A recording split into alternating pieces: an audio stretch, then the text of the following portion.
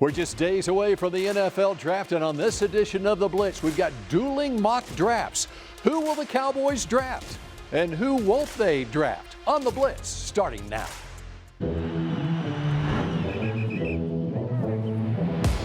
Pops out to the right, breaks a tackle. They blitz it.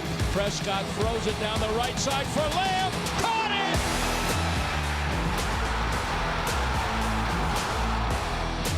Back to throw, rush, sack by Parsons. Belt tie snap. Prescott with plenty of time. Lobs it end zone. Jake Ferguson.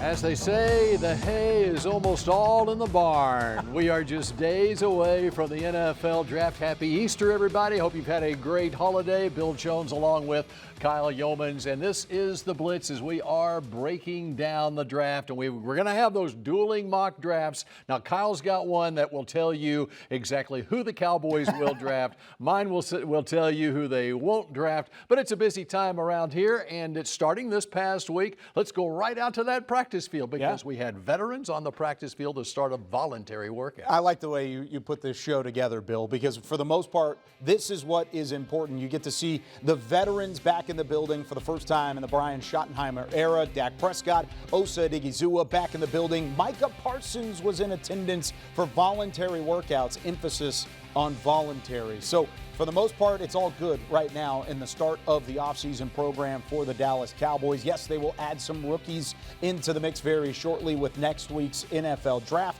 But right now, you look at the guys that are in the building, you feel pretty good about some of the development that you've seen from guys like DaRon Bland in the past. You want to see another step from Jalen Tolbert. You have the rehab for guys like Dak Prescott and DeMarvion Overshown coming off of injury. So it's a good sign to see those smiles back in the building and see them building toward the 2025 season. And Cowboys got a jump start by a week over other teams around the league who have not added a new head coach. Correct. Of course, the Cowboys now with Brian Schottenheimer calling the shots as the head coach. Coaches can be on the field with the players a week or so from now. Behind the scenes, they can have contact with them now. But let's talk about the draft now, and let's talk about what the Cowboys may or may not do. Stephen Jones tipping his hand a little bit on 105.3 The Fan, the possibility of trading down perhaps in the first round. Man, I don't know if it was a league-wide secret per se when it comes to the Cowboys' ability to move up or down in the NFL draft, but Stephen did confirm it. He said the way that the board is shaping, the way that the draft capital lies for the Cowboys,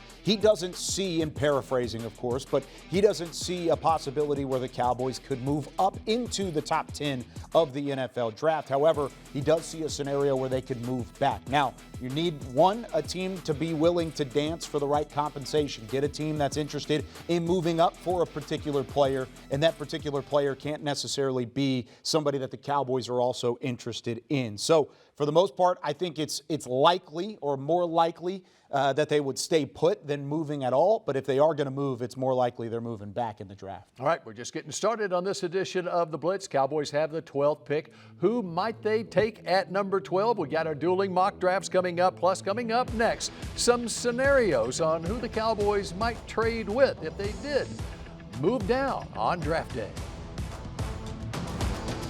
The Dallas Cowboys Blitz, presented by Blockchain.com, is brought to you by AT&T, an official sponsor of the Dallas Cowboys, and by Blockchain.com. Invest like your icons with Blockchain.com.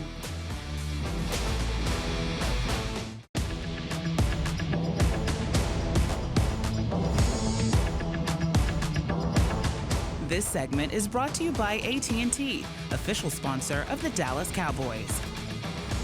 Today's football, I think weapons matter.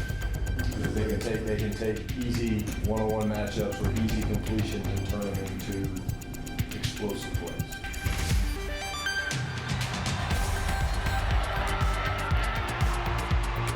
Not often that the level of effort, ability player is met with that level of character. Yep.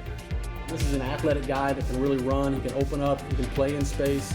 It's like there is a beast inside this guy, and we're just waiting for him to unleash it. I think he does have good position flex. I think he has starter ability. I think it's going to take him a little bit, but I think he can be a good, solid starter. I think he's a day one starter. I think he's a plug and play, and future building block type player. A lot of love for this kid. And when he gets to second level defenders, he's not going there to cover you up. He's going up there to mess you up.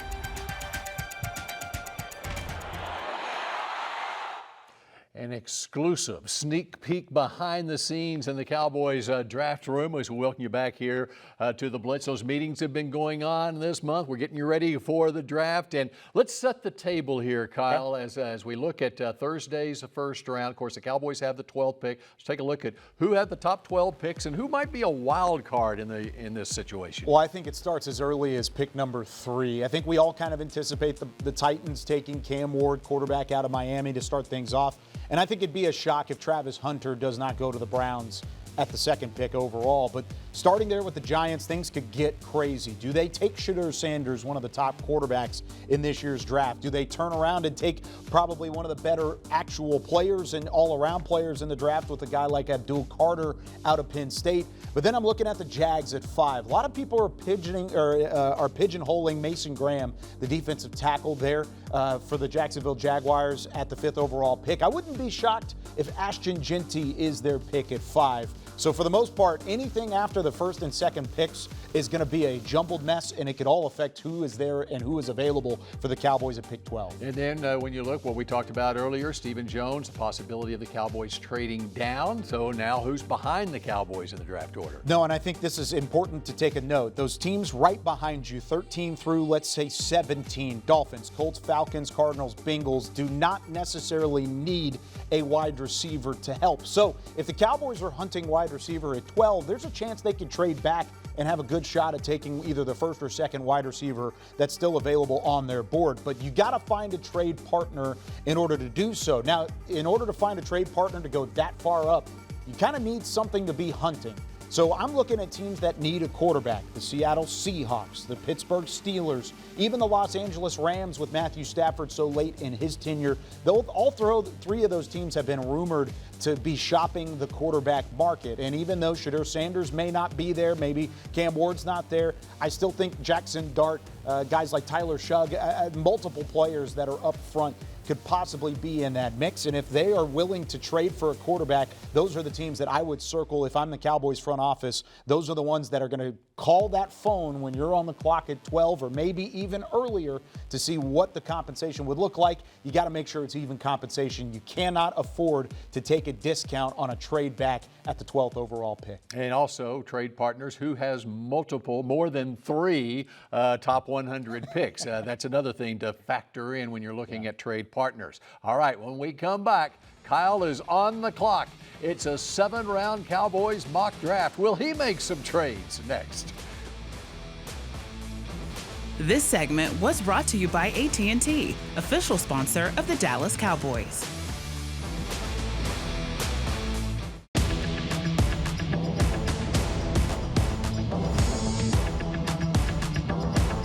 This segment is brought to you by Reliant, the official energy provider of the Dallas Cowboys.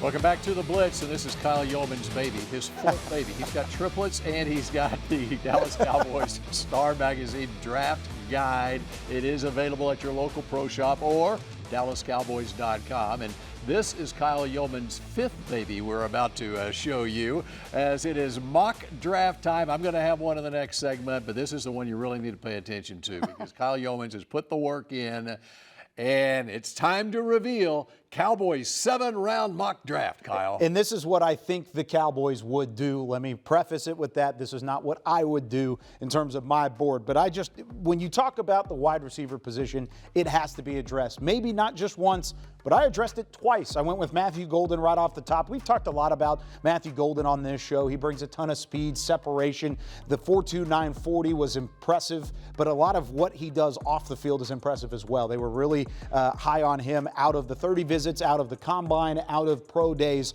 Matthew Golden has checked all the boxes, so I think if he's there at 12, even if there are some other wide receiver position players available, I still think he is the pick. But I want to go in on these next 2 a little bit in depth. Siobhan Ravel out of ECU tore his ACL early in the season last year. In 2023, he was one of the best players in college football at the cornerback position. An ideal length, ideal size. He's got great change of direction. He was a pick-6 monster, had multiple pick-6s in the 2023 season, had his 24 season cut short. He was on track to being an All-American, and he was thought to be a first-round potential in this draft if he wouldn't have sustained the injury. Coming off the injury, cornerback position is a little bit finicky. Teams don't like taking guys with red flags. So in the second round, if he ends up slipping to 44, he would be too good of a value for me.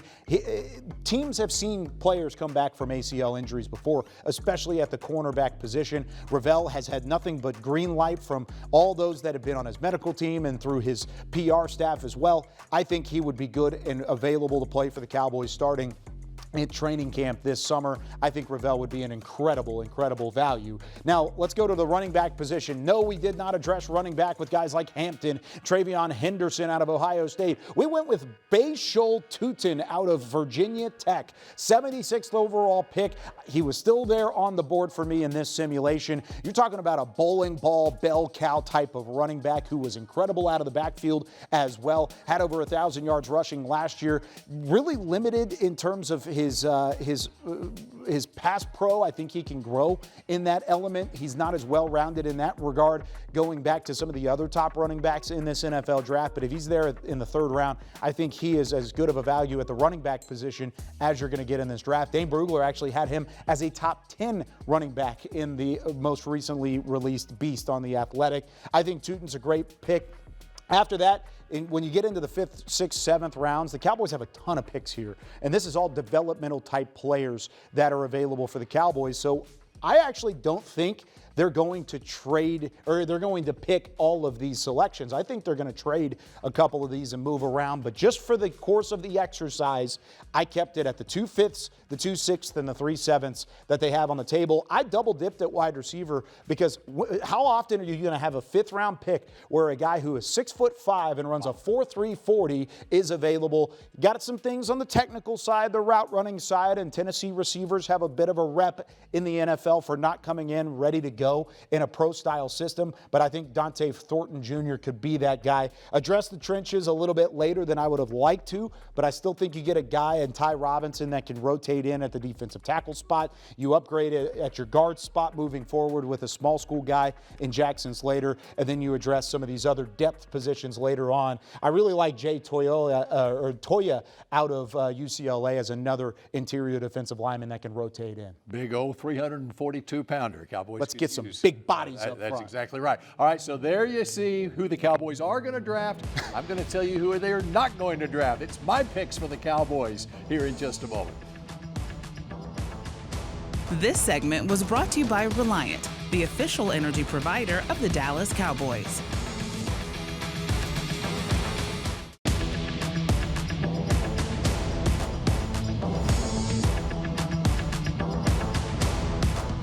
This week in Cowboys history, it was 36 years ago that Dallas had the #1 overall pick in the NFL draft for just the second time in franchise history. That's when they drafted quarterback Troy Aikman. The team's very first top pick happened 15 years earlier when they chose Ed Too Tall Jones. 2 years after the Aikman pick, Outland Trophy winner Russell Maryland became just the 3rd overall top pick for Dallas. Yes, a trip down memory lane there. Welcome back to the Blitz. Bill Jones along with Kyle Youmans. We've seen Kyle's 7-round mock draft, and I agree with a lot of your picks. In fact, almost all of your picks. I would go the same way, but I'm just going to give you a little different approach to my 7-round mock draft. And keep in mind, there are still veteran free agents out there. So if you don't take a wide receiver in the first round, there could be a Tyler Lockett out there. Or the second round. End up in the third. Right. And a cornerback as well. I mean, you got cornerbacks that are still out there. But I look at the loss of DeMarcus Lawrence as being a big one on this Dallas defense that people aren't talking about. Yes, they've signed some free agents like a Dante Fowler. They haven't replaced D-Law, however. And him going down with that injury, 4th game of the year last year, was a big loss for this team.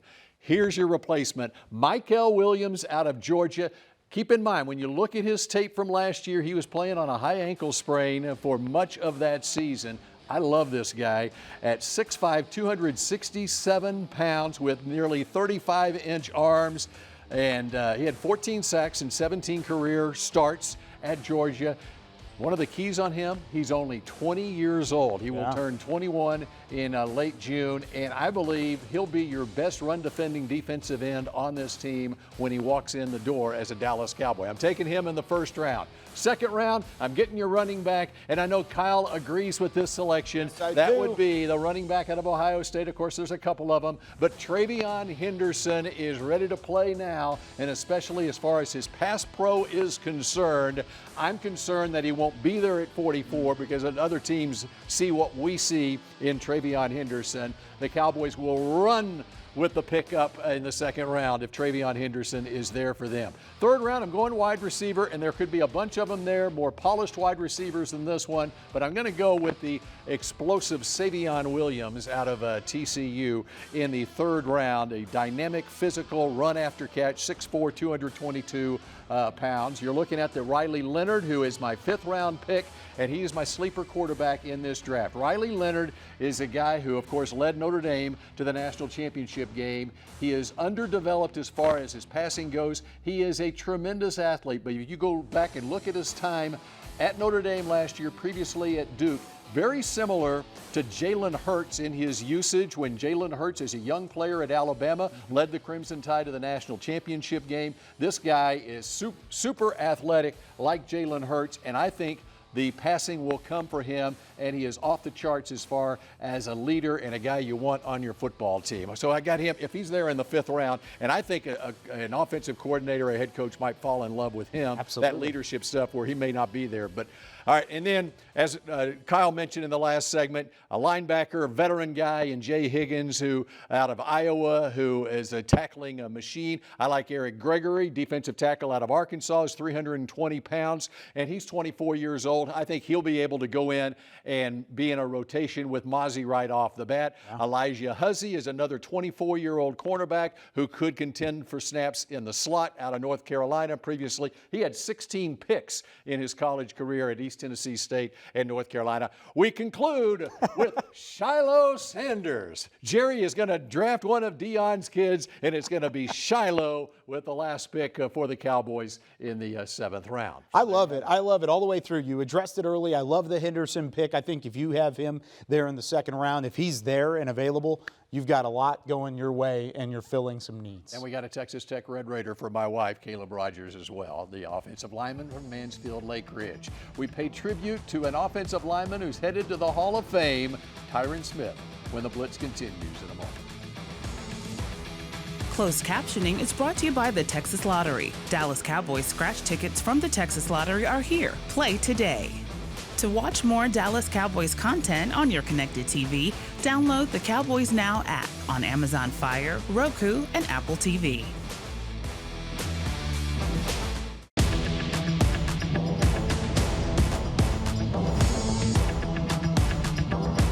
The Dallas Cowboys Blitz, presented by Blockchain.com, was brought to you by AT&T, an official sponsor of the Dallas Cowboys, and by Blockchain.com. Invest like your icons with Blockchain.com.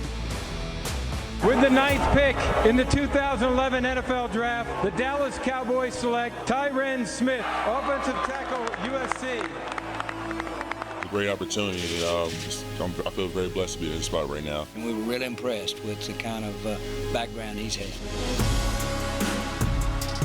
Knowing that his backside is covered by Tyron, I mean, that's got to be the best feeling as a quarterback. To me, he's the best in the game at left tackle. I guess people forget how good his feet are and how fast he is. Tyron Smith, a wall over there, over and over again. Looking at him, it's like, how is that even real? Like, how his arms are down to below his knees, like, big as my legs. A lot of conversation about the elbow brace. That's really a knee brace, guys. All right, see, let's hit it. Best from Daniel. Come on, show him. Tyron is one of the most athletic people I've seen. Man, you see him running with me all the way downfield, like 70 yards, and it just shows how big and fast he is.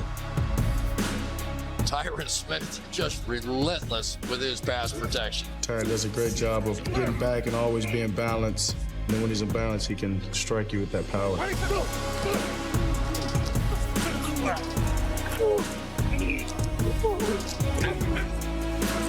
He's one of the great ones. He's going to go down as one of the greatest linemen to play this game, and rightfully so. great moment this week at the Star. Tyron Smith retires a Cowboy. Yeah, it was great to see him and his family kind of get the love that they really deserve after spending his final season in New York. Retiring with the Star on the side of his helmet. No better place for Tyron Smith to call it a career. All right, that does it for the Blitz. Enjoy the draft, and we will wrap it up next week here on the Blitz.